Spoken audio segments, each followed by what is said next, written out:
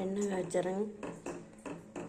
பாலாடை தயிராடை ஒரு வாரத்தை பாலாடை தயிராடை சேர்த்து வச்சு ஃப்ரிட்ஜில் வச்சு மிக்சியில் ஒரு 10 நிமிஷம் அடித்தோம்னா இந்த மாதிரி வெண்ணெய் வருங்க. தண்ணி ஊற்றி அலாசிட்டு வெண்ணெயை இந்த மாதிரி கலக்கி விட்டுட்டே இருக்கணும். கொஞ்சம் வேணால் ஐஸ் வாட்டர் ஊற்றி நம்ம அடிச்சுக்கலாம். ஒரு 2 கருவேப்பிலை கொத்து வந்து இன்னொரு 5 நிமிஷம் கலக்கி விட்டுட்டு போட்டுக்கலாம். கருவேப்பிலை முருகி வரும்போது அந்த சவுண்டை அடங்கிடும். அதுக்கப்புறம் நம்ம ஸ்டவ் ஆஃப் பண்ணி நெய்யை ஆற வச்சு சில்வர் பாத்திரத்தில் ஊற்றி ஒரு தட்டில் தண்ணி ஊற்றி அது மேலே வச்சுக்கலாம். மூடி வச்சுக்கலாம். இல்லாட்டி எறும்பு இந்த மாதிரிலாம் போயிடும். பூனை வந்து அந்த நெய் தெவஞ்சதுன்னா பூனையெல்லாம் வந்து நெய்யை தெவஞ்சிருந்தா அப்படி சாப்பிட்டு போயிடும். ஒரு தடவை அப்படி சாப்பிட்டுச்சு. அதனால் பத்திரமா மூடி வச்சுக்கலாங்க. பூனையெல்லாம் இருந்ததுன்னா நெய்யை சாப்பிடாதுங்க. நெய் வந்து உறைஞ்சிருந்ததுன்னா அது சாப்பிட்டு போயிடுங்க. இப்போ சமயத்தில் அந்த மாதிரி சாப்பிட்டுருச்சுங்க. ஒரு 5 நிமிஷம் நம்ம இந்த மாதிரி கலக்கிட்டே இருக்கணும், இல்லாட்டி அடி பிடிச்சிடும்.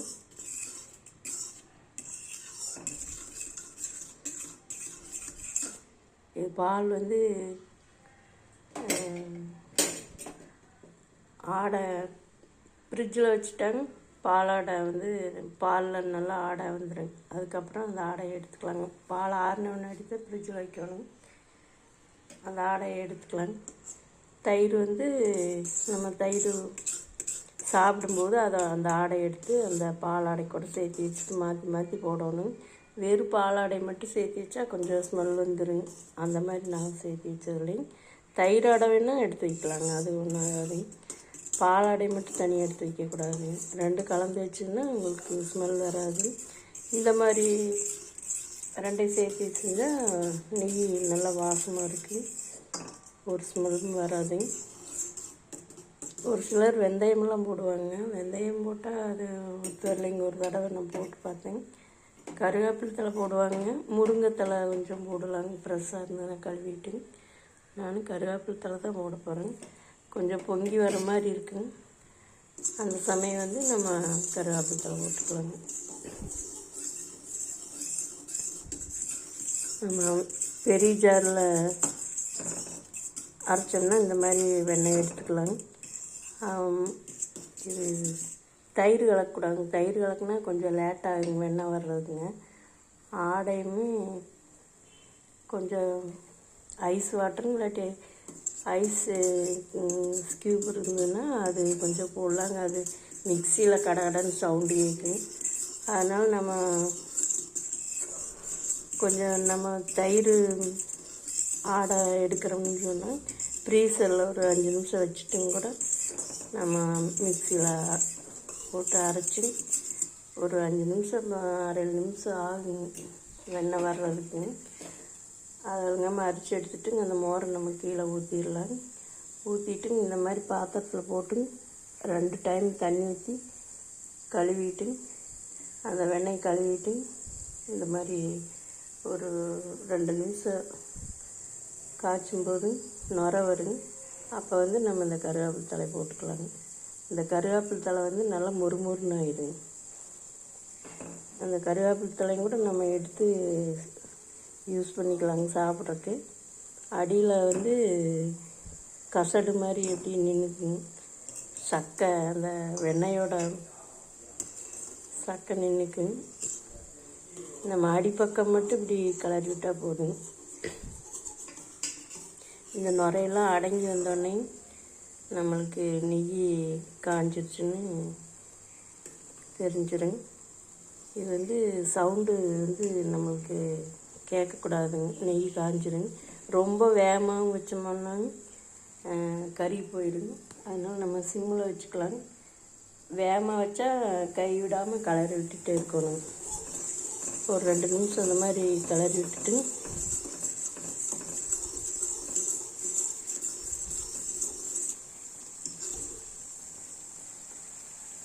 அந்த சவுண்டு அடங்கினோடனே நம்ம உடனே வடிக்கிறோன்னா சில்வர் ஜல்லடையில் வடிச்சுக்கலாங்க.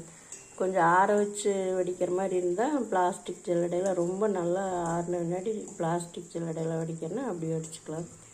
இல்லாட்டி அப்படியும் கூட ஊற்றிக்கலாங்க.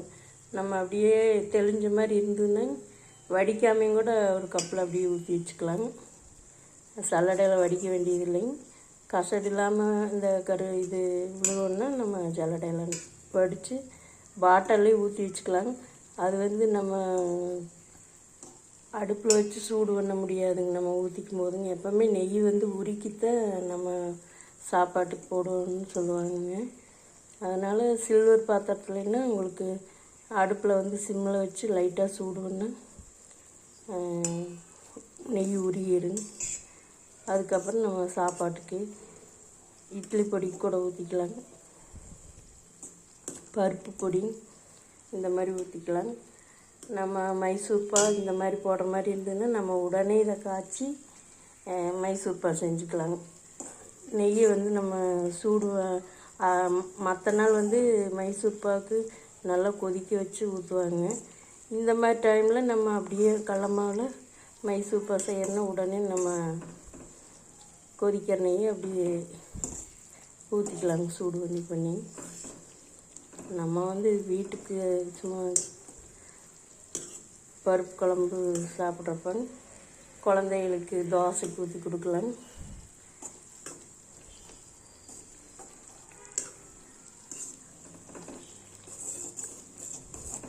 அவ்வளோதான். கொஞ்சம் சவுண்டு அடங்கிடுச்சு. ரொம்ப காய்ஞ்சதுனாலும் கலர் மாறிடும். இப்போ இன்னும் கொஞ்சம் ஒரு 2 நிமிஷம் காயணும். இப்போ கிட்டத்தட்ட நெய் பக்குவம் வரப்போகுதுங்க.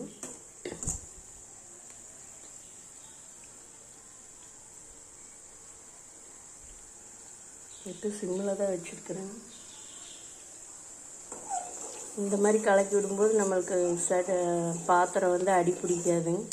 வேகமாக வச்சுட்டு நம்ம கலக்கி விடாமல் இருந்தோம்னா அடி பிடிச்சிடுங்க, கறி போயிடுங்க. நெய்யும் இந்த கலர் மாறி போயிடுங்க, நெய்யோட கலரே மாறிடும். இப்போ வேகமாக வச்சோம்னா கொஞ்சம் ஸ்பீடாக கலக்கிடுங்க.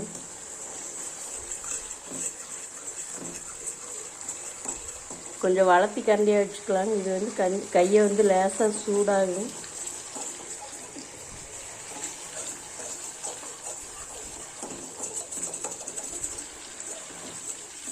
சட்னி கரண்டி சின்ன கரண்டி இருந்ததுன்னா கூட அதில் கலக்கி விட்டுக்கலாம்.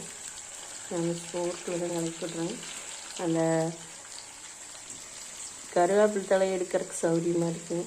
அதனால் ஸ்போர்ட்லேயும் நெய் காஞ்சிடுச்சும். இப்போ சிம்மில் வச்சுட்டேன். சைட்லலாம் கறி வர மாதிரி வருது. இப்போ நம்மளுக்கு நெய் காஞ்சிடுச்சுங்க. கருவேப்பிலையும் கொஞ்சம் மொறுமொறுன்னு வரப்போகுதுங்க, வந்துடுச்சுங்க. இனி நம்ம ஸ்டவ் ஆஃப் பண்ணிக்கலாம். கடைசி நேரத்தில் நம்ம வேகமாக வைக்கக்கூடாதுங்க. ஃபஸ்ட்டு கொஞ்சம் வேகமாக வச்சு கைவிடாமல் கிளறிட்டு இருக்கலாங்க. கடைசியில் கொஞ்சம் சிம்லேயே வச்சு நம்ம அந்த சலசலப்பு சவுண்டு நின்றுன்னா ஸ்டவ் ஆஃப் பண்ணிக்கலாங்க. இப்போ சிம்மில் தான் இருக்குங்க.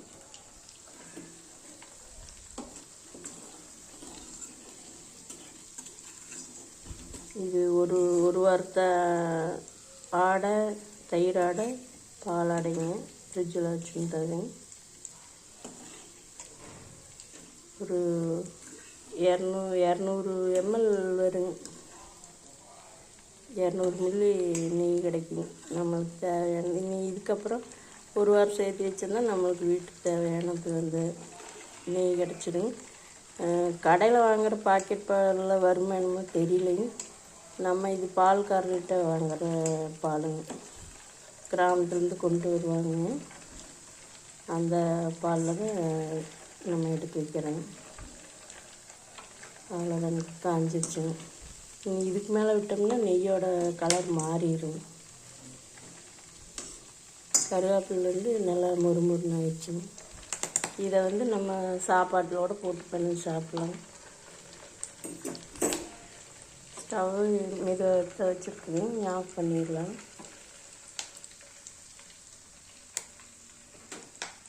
நம்ம உடனே வடிக்கிறோன்னா ஜல்லடை ஈரமாக இருக்குங்க, அதனால் கொஞ்சம் ஸ்டவ்வில் வேணால் ஜல்லடையை அப்படியே இது பண்ணிக்கலாங்க, சூடு பண்ணிக்கலாம்.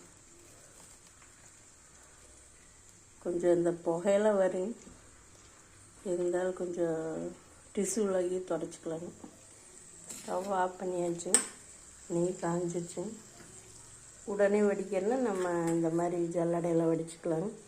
பிளாஸ்டிக்கில் வடிக்கக்கூடாதுங்க, சூடாக.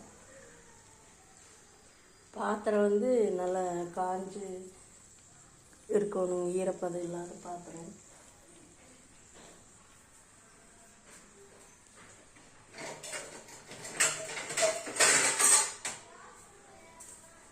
இந்த மாதிரி நல்ல பாத்திரம் எடுத்துக்கலாங்க.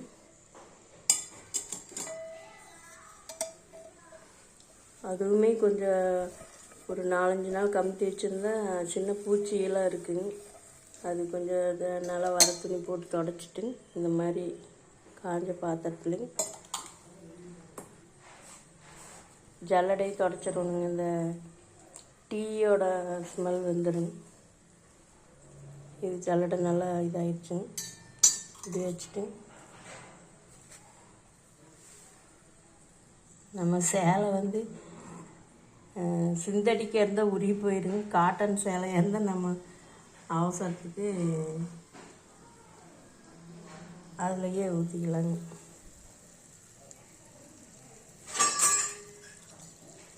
இப்படி வடிச்சுக்கலாங்க.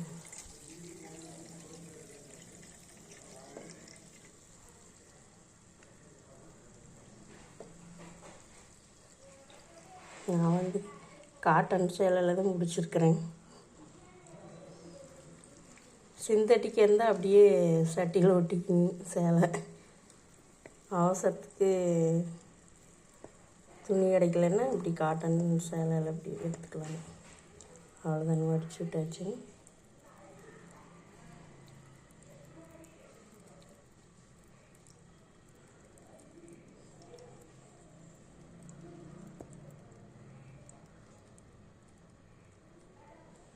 இது வந்து நம்ம இந்த கருவேப்பிலத்தெல்லாம் யூஸ் பண்ணுறோன்னா பண்ணலாங்க, இல்லாட்டி எடுத்து போட்டுடலாங்க. அவ்வளோதாங்க, அடி பிடிக்காமல் நெய் காய்ச்சியாச்சுங்க. இப்போ நம்மளுக்கு இவ்வளோ நெய் கிடச்சிருக்குங்க.